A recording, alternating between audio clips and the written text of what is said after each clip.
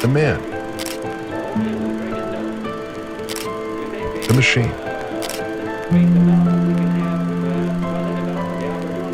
The revolution.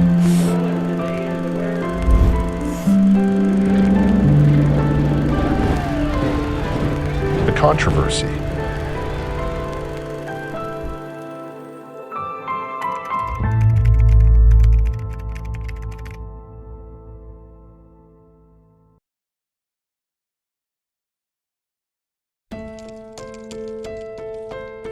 Henry Ford was born on July 30th, 1863 in Dearborn, Wayne County, Michigan. Henry Ford was the eldest of 6 children of a farming family. This house is where Henry Ford was raised. His father, William Ford, was an Irish immigrant farmer, and his mother, Mary Litigato Hearn. At 16, he left home to pursue engineering in Detroit. After 9 years living in Detroit, in 1888, he married Clara Jane Bryant. In his autobiography, My Life and Work, he wrote about his major event in life. The biggest event of those early years was meeting with a road agent about 8 miles out of Detroit one day when we were driving to town. I was then 12 years old. The second biggest event was getting a watch, which happened in the same year. I remember that engine as though I had seen it only yesterday, for it was the first vehicle other than horse-drawn that I had ever seen. The young man Henry joined many different companies to work and learn more about machinery, especially the Edison Illuminating Company, which contributed to his later success. He manufactured his first gasoline-powered car, the quadricycle, in 1896. It may sound weird to make a vehicle while working as an illumination employee, but he did use his precious time to consult with Edison. Then, in 1899, Ford decided to resign from the Edison Illuminating Company with a salary of $150 to establish the Detroit Automobile Company. But he left the company soon due to internal disagreement. The company dissolved the following year. In 1903, Ford founds the Ford Motor Company, which marks the beginning of his success. That is the story prior to Henry Ford's company establishment that later changed the world. The machine. At the turn of the 20th century, cars were a luxury, expensive, and hand-built, making them undemanding and inaccessible for the common man. But Ford had a different vision. He wanted automobiles for everyone. In 1908, the Model T was born, affordable, reliable, and easy to maintain. At that time, the Model T was more than just a car, it was a symbol of a new era. In 1908, the car was sold for $850, but by 1925, the car was sold at an incredibly cheap price of only $260. This was a price that gave every worker at the factory the opportunity to own a product that they assembled and produced themselves. In comparison, it would take his employee 52 workday compared to 130 workday of other employee. But how he did it? This would be revealed later in this video.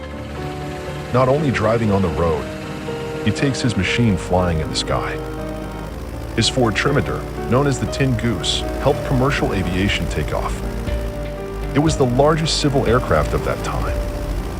His company built Ford 4AD, 5AT, and Ford Model 15.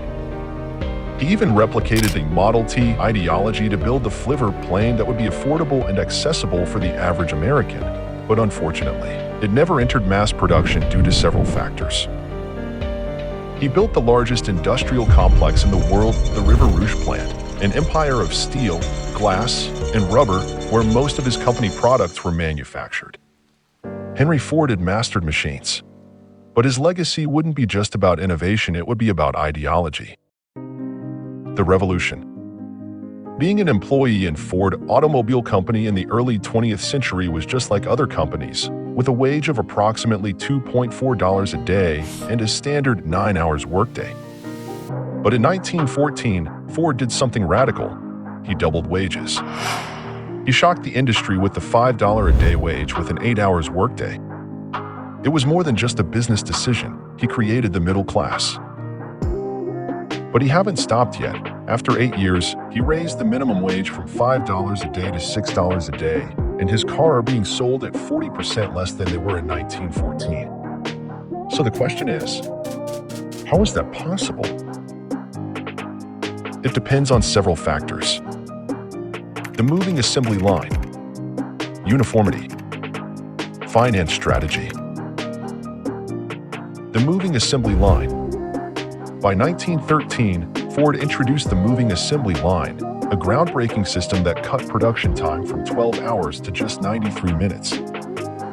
With these principles of assembly were written by him. By having the conveyor belt move 44 inches per minute and an elevation of 8 inches, he managed to cut down the production time. He reduced the step for each assembler, as Ford's words, "No smarter than an ox." Ford's reliance on the assembly line placed emphasis on efficiency over craftsmanship. Uniformity. During Ford's peak mass production, Henry Ford designed 8 models prior to the Model T, Model A, Model B, Model C, Model F, Model N, Model R, Model S, Model K, which made the customer confused and hesitate with the selection. To put it in today's perspective, imagine buying a car that you choose whatever you want for your future car. From the engine, wireframe, color, seat type, seat fabric, headlight, etc., and a bunch of options. This might sound awesome, but you were in a queue with several customers ahead of you, hesitating with the option or waiting for the worker to make the part specifically for that customer's car. And then you give up by the waiting time or by the expensiveness of that custom made. Henry Ford saying that any customer can have a car painted any color that he wants so long as it is black. He chose the black color for all of his cars not only because it dries faster, but also to avoid hesitation among customers and the complexity of inventory. Even though Ford has considered every possible way to maximize production line efficiency, the Model T still offers 4 to 6 variations throughout the model lifetime. But in general, all variations are based on the same chassis. Finance strategy. This is the key point, making him pay a higher wage while keeping the selling price record low that beats his competitor. Ford stated that the public built the automobile industry through purchasing products, not through stocks and bonds.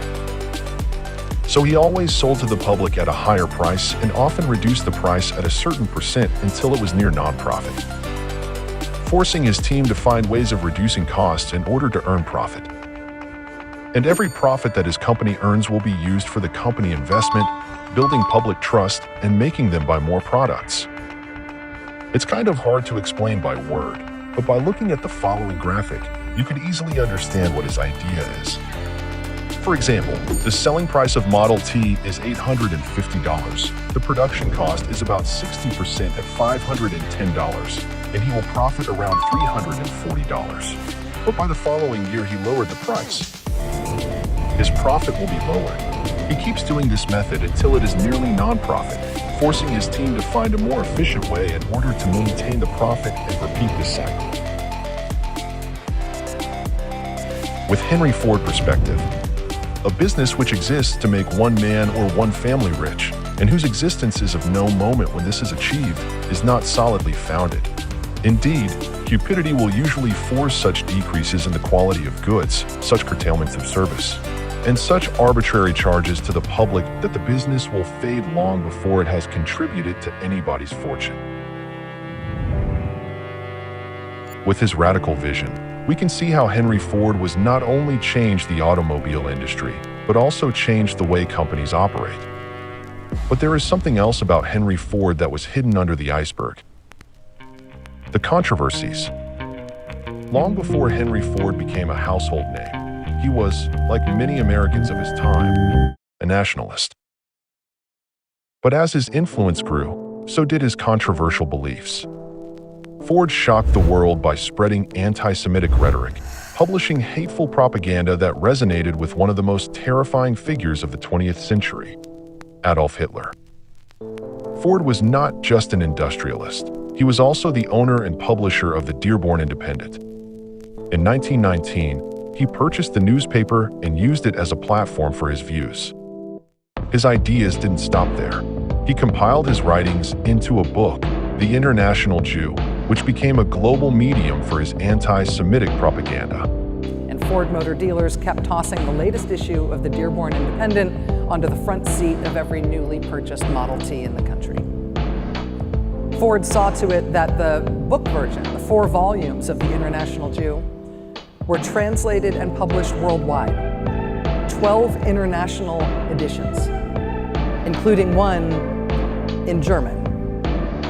But what led Ford, a man focused on industry and progress, down this path of hate? His friend, Edwin Pipp, the first editor of the Dearborn Independent, once wrote, "The door to Ford's mind was always open to anything Liebald wanted to shove in it, and during that time, Mr. Ford developed a dislike for the Jews.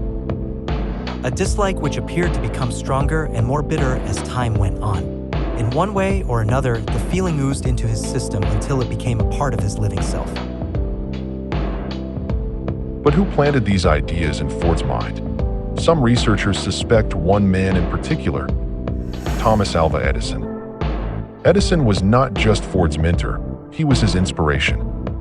It was Edison who promoted Ford to chief engineer at his company, who encouraged him to pursue the automobile, and who even funded Ford's first quadricycle. Edison held deep resentment toward Jewish financial power. Could it be that Ford's early anti-Semitic views were shaped by his closest friend? The similarities are striking. Ford's hatred of the Jewish people is based on economics. He believed they controlled global finance, media, and politics, using their influence to sway governments in their favor. He wrote, "The Jewish philosophy of money is not to make money, but to get moneyed." His articles painted Jews as manipulative power brokers, accusing them of corrupting labor unions, the press, and the film industry. But Ford's anti-Semitism wasn't shaped by ideology alone. The October Revolution of 1917, in which Bolsheviks overthrew the Russian government, left the world deeply divided. Communism and Zionism became dominant forces in global politics, and Ford viewed both as part of a larger Jewish conspiracy. Palestine. British troops continue their efforts for peace in the Holy Land, and their labors have brought some measure of success. In the neighborhood of Jerusalem and Jaffa, He wasn't alone in this belief. Many at the time blamed Jewish financiers for the rise of communism in Eastern Europe and for Zionist influence in British-controlled Palestine. Sound familiar? These tensions still echo in today's conflicts. The Ukraine War and the Israeli-Palestinian War, where nationalism, geopolitics, and religious identity continue to shape history. Back to Henry Ford. In the 1930s, Ford's ideas caught the attention of a man who reshaped the world map, Adolf Hitler. Hitler praised Ford in Mein Kampf, calling him an inspiration. And in 1938, on Ford's 75th birthday, he was awarded the Grand Cross of the German Eagle, the highest honor Nazi Germany could give to a foreigner. This wasn't just about ideology. The Nazis admired Ford's assembly line production, which they adapted into their own military manufacturing. Ford's innovations indirectly fueled Germany's war machine, and his reputation soon earned him the title, the American Nazi. But history isn't that simple. After Hitler launched World War II, Ford distanced himself from the Nazis. Despite receiving their highest honor, he never publicly acknowledged it. What is undeniable, however, is that Ford was also a pacifist. When war broke out, he was hesitant to involve his company in military production. But by 1941, he changed course. Ford's factories built thousands of aircraft engines, including 6,000 for the Royal Air Force and 3,000 for the U.S. Air Force. His company manufactured the Rolls-Royce Merlin engine, used in the Supermarine Spitfire and the P-51 Mustang, both critical in the fight against Nazi Germany. Why did Ford ultimately support the Allies? Some say it was a business decision. Others believe, despite his past, he recognized the greater threat of Hitler's war machine. The contradictions in Henry Ford's legacy are impossible to ignore. Henry Ford saw far beyond his time. A visionary who put the world on wheels. An innovator who redefined industry. A businessman whose legacy is divided by both progress and prejudice.